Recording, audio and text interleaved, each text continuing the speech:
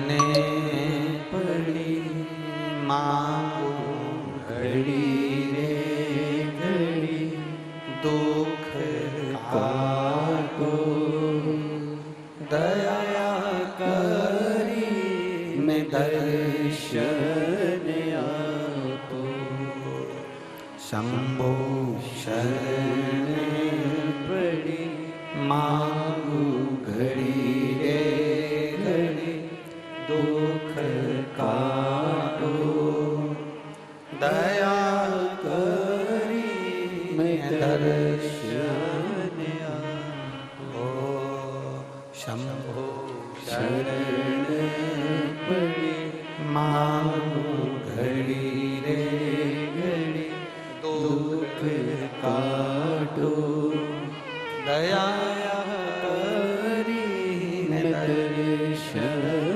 आपो। अब किसी ने एक नया नियम बनाया, चांदी की बेलपत्र शंकर जी को चढ़ाना, सोने की बेलपत्र शिव जी को चढ़ाना। ये हमारे शिव महापुराण के एक भी 24,000 श्लोक में से एक भी श्लोक में कहीं चांदी और सोने की बेलपत्र का प्रसंग नहीं।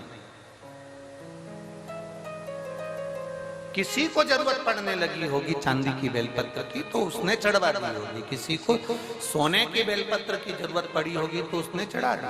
वो अपना प्रसंग अपनी जगह।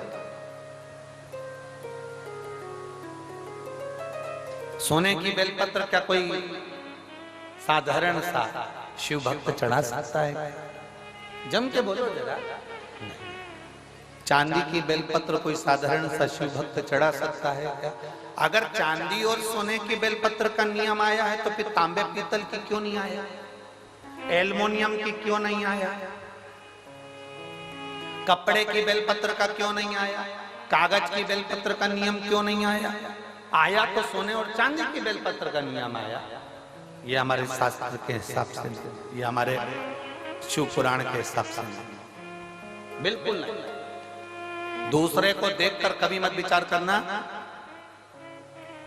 कई लोग उज्जैन महाकाल का दर्शन करने जाते हैं, कई लोग ओंकारेश्वर का दर्शन करने जाते हैं, कई लोग विश्वनाथ जी का दर्शन करने जाते हैं तो वहाँ डलिया मिलती है फूल पत्ती की, तो उसमें एक चांदी की बेलपत्र भी रख देते हैं कि ये चांदी की बेलपत्र वो चढ़ाएंगे और आपको दे देंगे, तो आप वो चांदी की बेलपत्र ले जाके अपनी अपनी तिजोरी में, अलमारी में, अपने अपने घर में रख लेना ना।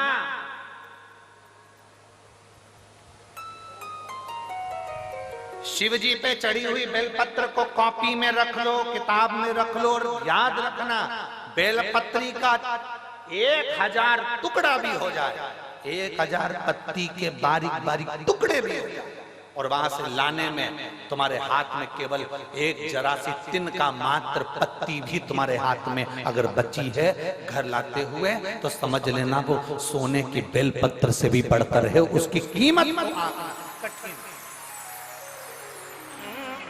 उसको कीमत को आंकना कठिन है, कीमत आंकना कठिन है।